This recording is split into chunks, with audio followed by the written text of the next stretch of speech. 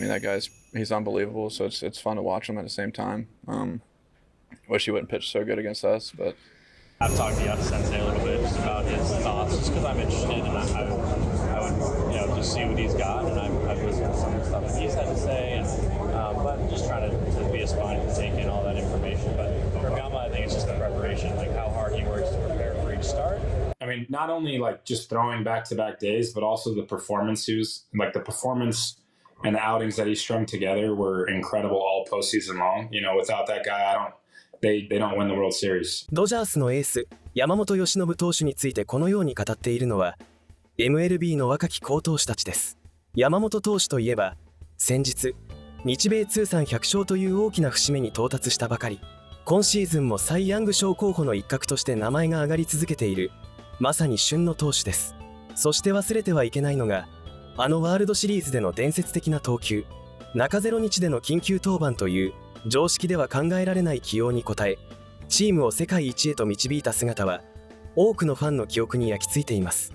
対戦相手として真っ向勝負を挑む者、同じチームで背中を追いかける者、そして同世代を代表するサイ・ヤング賞投手たち、立場も国籍も投げるボールも全く違う面々が口を揃えて山本由伸という投手に敬意を示す。これは一体どういうことなのでしょうか。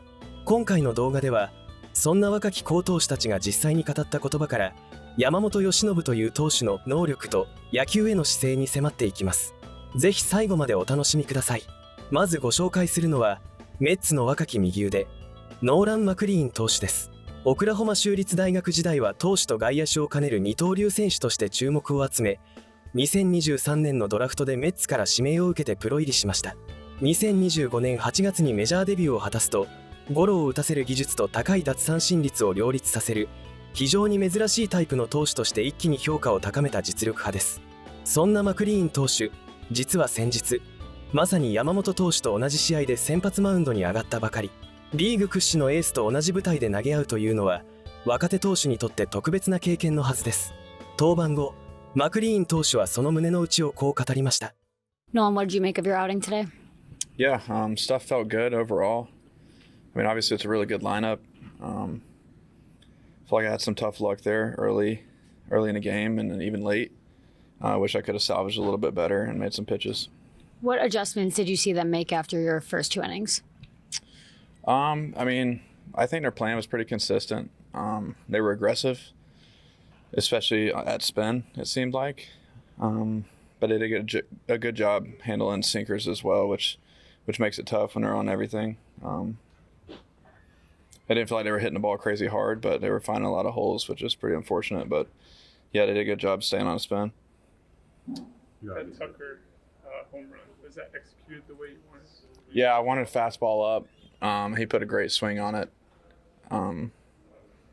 Yeah, I mean, it's pretty much where I wanted. I want to leave the zone with it in that count, and he made a good swing. Well, from your vantage point, to hear chants for the opposing team, what is that like when you're on the mound and you hear "Let's go Dodgers" in your home ballpark? I didn't really notice it, to be honest with you. I mean, that's a big market team as well, so there's going to be fans from all over. But yeah, I didn't really notice it, to be honest. We've had two pretty good matchups now with Yamamoto on the other side. Do you kind of revel in that, just going toe-to-toe with one of the best of the game? Yeah, I mean, it's cool, but I'm not really facing Yamamoto out there. Obviously, we're matching up against each other, but I'm facing their lineup more than anything. But, I mean, he's unbelievable, so it's fun to watch him at the same time. Wish he wouldn't pitch so good against us, but yeah, I mean, I'm mainly worried about competing against the hitters more than anything. 俺たちに対してそんなに良いピッチングしなくてもいいのに、冗談交じりのこの一言にこそ若手投手たちの本音が詰まっているように思います。先発投手同士は直接ボールをぶつけ合うわけではありません。それぞれが相手チームの打線と向き合う、いわば間接対決です。それでも同じ日に同じマウンドに立った相手の投球内容がいやおうなく自分の集中力に影響してくる。マクリーン投手のような実力派の若手にとってすら山本投手という存在は視界に入るだけで意識せざるを得ない特別な相手なのです。ライバルでありながらどこか一人のファンのような視点で山本投手を見つめる、そんな若手投手の素直な感情が伝わってくるコメントでしたね。続いてご紹介するのは、山本由伸投手と同じドジャースのユニフォームに袖を通すジャスティン・ロブレスキー投手です。2021年のドラフトでドジャースから指名され、地道にマイナーでキャリアを積み上げてきた苦労人です。2024年にメジャーデビューを果たすと、2026年シーズンは先発ローテーションに定着し、見事な成長を遂げた投手として注目を集めています。同じ球団でしのぎを削るロブレスキー投手だからこそ、山本投手の凄さを間近で感じ取ってきたはずです。山本投手から学んだ準備への姿勢、そして2025年ワールドシリーズで目の当たりにした中0日の緊急登板、この2つの場面についてロブレスキー投手はこう語っています。Name one thing that you've gotten from Yamamoto and Shohei, just watching it. Pick one thing from each of them. Yeah, I think from Yama, it's more so just the preparation piece, and not to say I'm ever going to do his stuff. I have talked to Yada Sensei a little bit just about his thoughts, just because I'm interested, and I would just see what he's got, and I've listened to some of the stuff that he's had to say, and but just trying to be a spine to take in all that information. But from Yama, I think it's just the preparation, like how hard he works to prepare for each start, and then from Shohei, I'd say it's just, I think for me, it's just the hitting piece. The hitting piece is crazy. Everything he does is just special. It's just hard to can't really replicate a lot of stuff that guy does. That's kind of what I've learned about Shohei is don't try to do what he does because you can't do it. But it's impressive. It's obviously super convenient to me. Okay, so take us to the end of Game 7 when Yamamoto came out and was like, Robleski, here's a back-to-back. I'll take care of this. It was the coolest shit I've ever seen. I'm excuse my language, but it was the coolest thing I've ever seen. I remember because that game, obviously I was a little more like, if game 3, the one that went really long, like I was nervous when I came out of the game. Game 7, it was like, oh my gosh, like I still knew, like I still had a good feeling we were going to win the game, but like the way that game happened was just, I get chills just talking about it. Like so many cool things happened, and I'm in the weight room, and in Toronto, the weight room is kind of right next to the dugout right there, in the new renovations or whatever. And so I'm I was pacing in the weight room, and I see like the lights turn off, and I look up, and I was like, "Is that Yama like running in?" And it sure as hell was, and he came in and. Just crazy, man. Just he's a dog. He's worth way more than what he's paid. Even if he's being paid all these millions of dollars, he's a dog. He's not like the traditional like what you think of as like an ace type pitcher. Like he's not. He's just a special talent, man. His ability to manipulate the ball and his ability to, make pitches when it matters. And, I think that was just a testament to kind of who he is as a person and who he is as a player. He's the man. And I was really, really super, honestly, not only like, was it the coolest thing I've ever seen? I was just super happy for him because, he deserves, every moment like that because he's just the man. And it's been fun to see him work the past couple of years. チームメイトが自ら話を聞いてみたと語るほど、山本投手の準備には人を引きつける何かがあるのでしょう。スポンジみたいに吸収しようとしてるという表現からは、その徹底ぶりが押し付けがましいものではなく、自然と周囲に伝播していく類のものであることがうかがえます。そしてもう一つの場面、中0日での緊急登板、しかもワールドシリーズという最大の舞台で、この場面を間近で見ていたロブレスキー投手だからこそ、刀剣という言葉の重みが違います。3人目の語り手はヤンキースの新星キャム・シュリトラー投手です。2022年のドラフト7巡目という決して高い評価ではない順位からプロ入りしながら体作りと投球フォームの改良を重ね、2025年に電撃メジャーデビュー、ポストシーズンでも堂々の投球を見せ、一躍ヤンキースの救世主候補として名前が挙がるようになった右腕です。そんなシュリトラー投手が登場したのはドジャースのムーキー・ベッツ選手との対談企画。他の投手の球種を一つだけ自分のレパートリーに加えられるならという質問に答えていく中での一幕をご覧ください。Okay, so if you, I want you to build a 5-pitch arsenal, 5 pitches. All right, using anybody's pitches in the league though. You got to keep one of your own. All right. So what pitch of your own would you keep? I'll probably let's keep the cutter. We'll keep the cutter. All right, we're keeping your cutter. Okay. So what about fastball? Whose fastball would you want? The Miz's, obviously. Okay. So you got Miz's fastball, your cutter. Okay. What about sinker? Michael King. Oh, nice. Good Really call. good. Yeah. Michael King sinker, your cutter, Miz's fastball. What about a slider sweeper situation? I really like Warren's sweeper.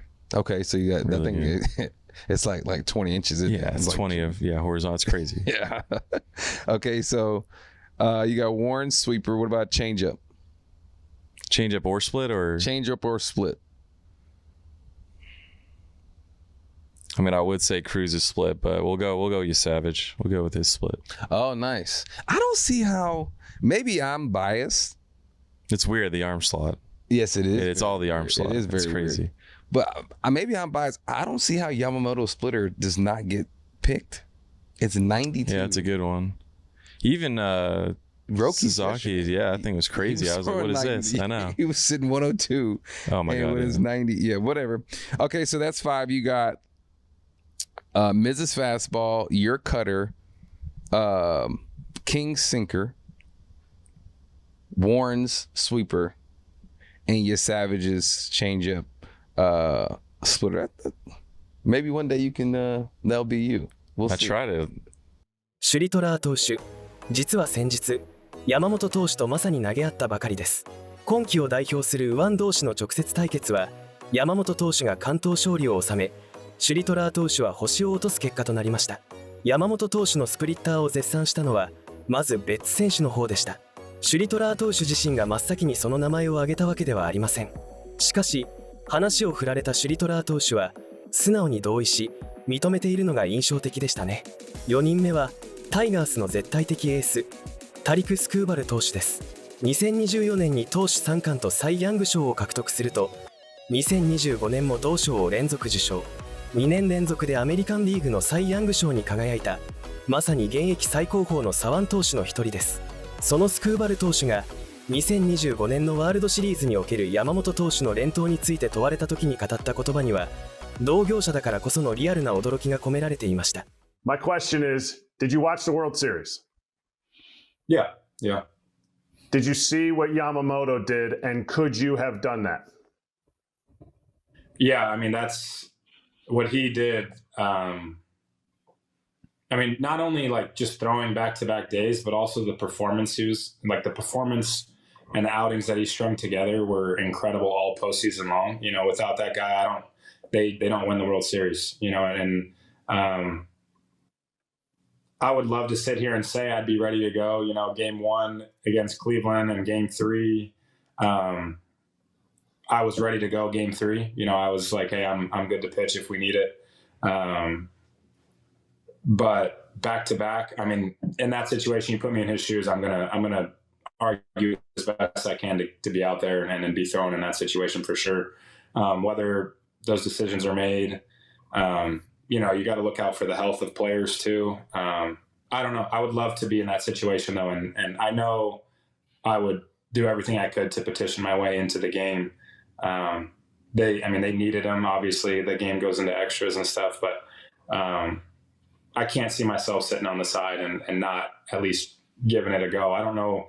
The impressive part was it wasn't just back to back. His stuff was as good as it was the day before, you know, and I'm like, if I throw 100 pitches the next day, I don't know if I'm going to be 97 to 100. You know, I could get out there and maybe throw 92, 94, but he was 95 to 98 coming out, 95 to 98 with the splitter. That's great. Yeah, I mean, that was incredibly impressive. I would love to be in that situation to petition to be able to go out there and pitch. Just see what happens. 2年連続サイ・ヤング賞という投手としてこれ以上ない実績を持つスクーバル投手だからこそこの発言の重みは格別です。前日100球投げた翌日に球速が落ちるというのはトップレベルの投手であっても避けられない身体的な現実。それを覆した山本投手の投球をスクーバル投手は数字の変化にまで踏み込んで解説し素直に驚きを表しています。そして何より彼がいなかったらドジャースはワールドシリーズに勝ててなかったと思うよという一言。ライバル球団のエースがこれほどまでにはっきりと山本投手の価値を認める。これは単なるリップサービスでは出てこない言葉だと感じます。5人目にご紹介するのはパイレーツのエースポール・スキーンズ投手です。2023年のドラフトで全体1位指名を受けると、2024年に新人王、2025年にはナ・リーグのサイ・ヤング賞を満票で受賞するという、まさに規格外のキャリアを歩んでいる投手です。同じナ・リーグに所属するスキーンズ投手と山本投手はいわば同じ賞を争うライバル同士。今シーズンも山本投手はサイ・ヤング賞候補の一角として名前が挙がり続けており、スキーンズ投手にとっては誰よりも意識せざるを得ない存在のはずです。そんなスキーンズ投手が山本投手について語ったベッツ選手との対談をご覧ください。 Okay, so I do want to ask this. Let's say you have your fastball and your splinker. So I'm taking away however many other pitches you have. I'm sure everybody has 5 or 6 pitches now. And I'm gonna give you three pitches to add to your bag. What pitch and whose pitch would you add to your bag? Trine and slider. Trine and slider. That's nasty, bro. Yeah. Goodness Yeah. gracious. Bednar's curveball. Bednar's curveball. The big 12-6. Yep. Okay, so you got Trine and slider, Bednar's curveball, your fastball and splinker. You got one more. I would have to think it's got to be some type of like cutter or something. Like I don't. Yeah, you know I don't know. I've played around with adding a cutter and it just didn't really work for my slot. But this isn't your cutter. This is somebody else's cutter. Yeah, I know. That you're bringing in. And when you asked, I initially thought about cutter, but it's also, I just think cutters are a little bit of a bad speed pitch probably for me. Okay, so yeah, that's probably right. So okay, take off your splinker then, and let's add. You get another pitch. So it's just your fastball. You got one more pitch. You can add somebody's splitter if you want it, or whatever. Yeah. Or I don't even know another pitch. You mean you wouldn't even need much more with your fastball, Trinidad's curveball, Bednar's slider. I mean, yeah, you got to change up somebody's change up. Yeah, maybe like Yamamoto's splitter. Yamamoto's splitter. Okay. Yeah. Which is that? Yeah, I mean, it's crazy because Yoshi throws, 95, probably sits around 95, 96, and his splitter is anywhere from 90 to 92. You sit 98 to 100, and your splinker is 95, 96. So, like, tell me about that. Like, usually, well, back when I came up, which was forever ago, guys weren't throwing 95, but the guys that did throw 95, if they did have a splitter, it was like 87. How are you maintaining this velocity with the splinker? And do you, we'll answer that first. Like, how are you, do you not want the speed difference? Yeah, I think, when I initially started throwing it, I thought of it as a sinker. And that's what I called it. So I wanted it to be when I was first throwing it in the complex, and in, as I was coming up in the minors after the draft, I want to say I was throwing at 97, 98. So probably at not with the same shape. It's just a sinker. Yeah, and then I'm throwing in the off season, and my first off season going into 24, I learned a lot about it, and how my body responds. It's a natural pitch for me to throw, so I'm not manipulating the ball or anything like that. But I think as I threw it a lot in the off season, I'm trying to get this shape, and I think with I don't know about everybody's splitters because we had Bednar, he would throw it 94 at times, so it's not necessarily always a shape velocity trade-off, I think, but for me I think sometimes it is. But it's not a true splitter. So, so that's why you can throw it so hard. Yeah, it's gotcha. Yeah, I don't know. It's just a weird. It's just in between. So I would assume Yoshi's is probably pretty similar. The fact that he can throw it, 92. Yeah, and he's probably been throwing it his whole life. I would assume too. So I don't know. It's the splinker is kind of just one that I throw and let it do what it does, and it comes out at whatever velo. And Okay.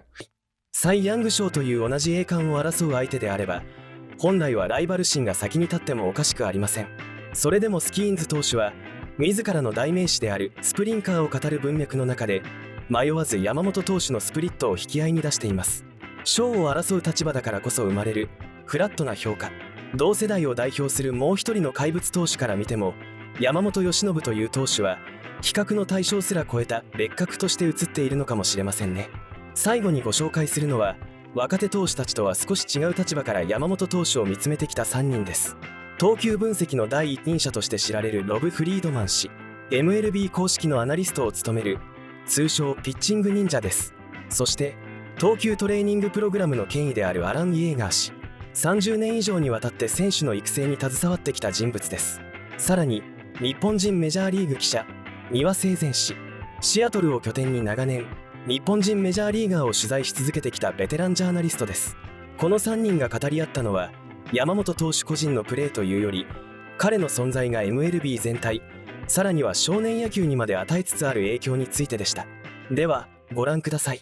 What's happening, everybody? I'm here with Masa Niwa and Alan Jaeger, and we're talking about the effect that Yoshinobu Yamamoto's success is going to have on all of MLB as well as potentially youth baseball. Alan, do you want to kick it off? Because we were talking and something you said really, kind of got me going too, about like what a watershed moment it could be, and how Yamamoto trains differently and how that might open some eyes in the United States. It's funny, I hear you say differently, and for me it's more about normal in a way, which I know will sound funny, but no, I feel like that he represents everything, I should say, a lot of what we believe in, which is conditioning, which is building endurance, building robustness, the discipline of training. And the bottom line is this, I feel so strongly, and I've felt this way for 35 years, that like almost everything in life, everything needs a good base, a good foundation.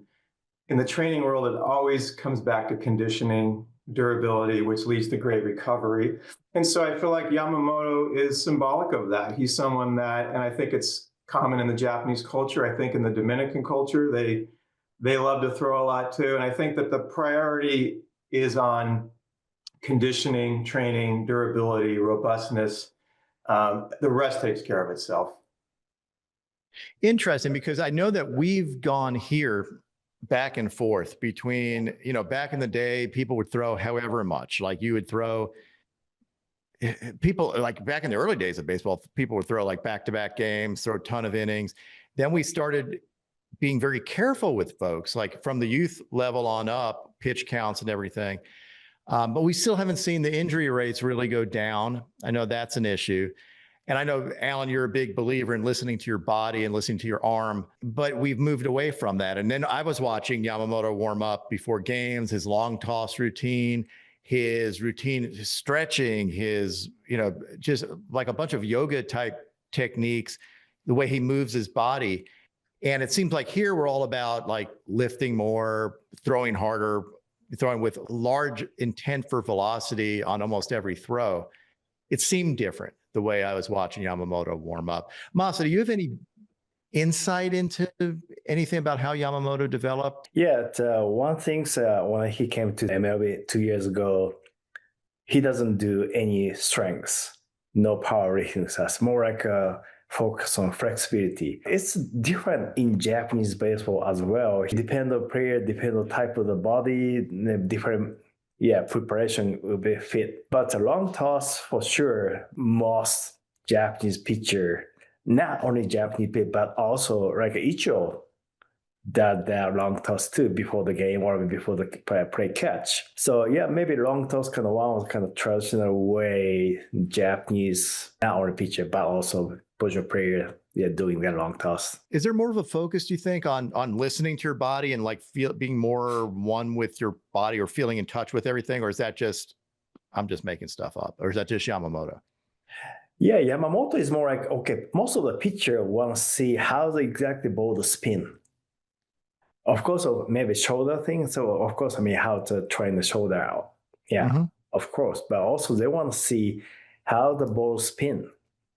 If you have a two back spin, you can see the ball is more like go to further, and then So then if we remember like spin arcs, maybe it's a little bit off, maybe something going right, going left.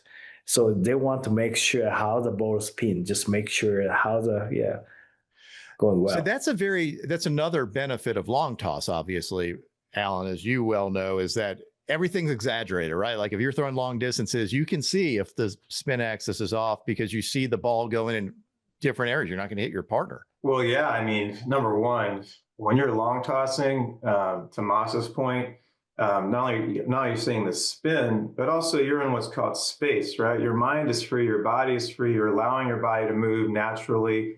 Feedback obviously is massive, whether it's spin or not. Height, what's called proprioception, right? Adapting to your release point as you go up and as you go down. You can't replicate that inside somewhere into a net. And also, I was thinking when you were asking Masa that first question, long toss to me is also symbolic of this whole topic. When you long toss and you go out to 220, 230, 250, 280, 300 plus, well, what are you doing? You're allowing your body time and reps, right, to get into that conditioning. And obviously you have to be in condition to do it. Versus you go out to 90 feet, 120 feet, you throw the ball on a line, there's not a lot of variability. It's a very short workout. And I think that's so long toss in a way, even though there's a load of other reasons we can talk about long toss, but ironically, or not so ironically, it's very symbolic of this topic today. In Japanese culture, I know for years, there'd been like this American attitude that in like Koshin and stuff that look at all these pitch counts, look how many pitches these guys are throwing. And that's got to be terrible for you. I know in Japanese baseball, though, pitchers are pitching once a week at the MPB level, right? Like you're going once a week. So you have a little bit more rest in between, more throwing in between, and fewer injuries, despite the fact they've grown up with probably more throwing. And then you see Yamamoto come in and not only willing to throw in the 18-inning game after he started, then pitching in game 6, throwing 95, 96 pitches and coming back the next day on no days rest. How much of that prepares you for that? Like how much of it, you think about running a marathon, you don't run a marathon. You don't just wake up one day and decide to run a marathon or you're going to get hurt. You build up to it. It's a lifetime thing. You think of the marathon runners that are great. They've run marathons their whole life. They're running from city to city, stuff like that. And it becomes natural to them. And there's not the injuries that you would think because your body has adapted to it and gotten used to it, and that's what you do. Is that unique to Yamamoto, or is that something that as a society we've kind of developed here that we are not letting pitchers develop in that way? Yeah, well, I mean, you nailed it, Rob. I mean, the bottom line is before there was so much emphasis on protecting the arm, pitch counts, workload management, right? All these terms we hear all the time. You went out and threw according to what your arm wanted to do. And if you have a strong arm, you tend to want to throw. Or if you love playing baseball or softball, or football or whatever sport, you love to do it. Our arms, by the way, are incredibly resilient if trained and treated well. So to your question, Rob, is like this is just part of I think what happens organically, what happens naturally. And we want to train, we want to condition. That's why we want to break the 4-minute mile, right? Whatever the marathon, 2 hours and whatever it is, people want to get better at it. So we want to train and condition. And then whether it was in the 70s, 80s, 90s, whenever things started happening with pitch counts, and then more recently with workload management, we've now artificially, in my opinion, put these constraints, as to your point, to protect the arm. And I have a saying, which is what we're doing is we're protecting it from its greatest health, endurance, conditioning, arm strength, et cetera. So in a nutshell, I would just say that we need to go back to our roots. We need to trust nature. We need to trust our bodies. We need to allow the athletes to train and condition. Last night I looked up the amount of complete games over the last 100 years, and as recently even into the 70s, into the 80s, or maybe right around 80. And I know it was a 4-man pitching staff. You had guys throwing CGs like Ferguson Jenkins, Bob Gibson, 28, 29, 30. A year. So to me, this is almost as simple as it gets. If we don't, and that's why I love what Yamamoto's doing. I believe he's bringing an awareness to what's already natural, which is conditioning. The better conditioned we are, the more we can do. And it's almost like because we're protecting ウエイトトレーニングに偏りがちなアメリカの育成方針に対し、柔軟性を軸にする山本投手のスタイルは、専門家たちの目にも新鮮に映っているようですね。長年、投球を分析し、選手の体作りを見つめてきたプロたちが、一人の投手の存在に、野球そのものの常識が変わるかもしれないとまで言わしめる。それこそが、山本投手が持つ能力の凄さだけでは語りきれないもう一つの価値なのかもしれません。さて、いかがでしたか？今回は若き好投手たち、そして専門家たちが語った山本由伸投手の姿をお届けしました。一番印象に残ったのは、誰一人として大げさな言葉で山本投手を語っていなかったことではないでしょうか。対戦相手として真っ向勝負を楽しむ者、同僚として準備の姿勢に学んだ者、球種そのものへの憧れを口にした者、そして敗れた直後でさえ素直にすごいと認めた者、派手な賛辞ではなく、みんなそれぞれの立場からはっきりと敬意を口にしていたのが、個人的にはとても印象的でした。サイ・ヤング賞を争うライバルであっても、リーグを代表するエースであっても、山本投手の前では素直になってしまう。数字や実績だけではなかなかここまで人の心は動かせないでしょう。国も育ってきた環境も投げるボールも全く違う投手たちの心をこれほどまでに動かす存在、それが山本由伸という投手なのだと改めて感じさせられました。これからも彼がどんな投球を見せてくれるのか、そして次はどんな投手が彼を語るのか、一ファンとして楽しみにせずにはいられませんね。最後までご視聴いただきありがとうございました。高評価、チャンネル登録をよろしくお願いいたします。それではまた次の動画でお会いしましょう。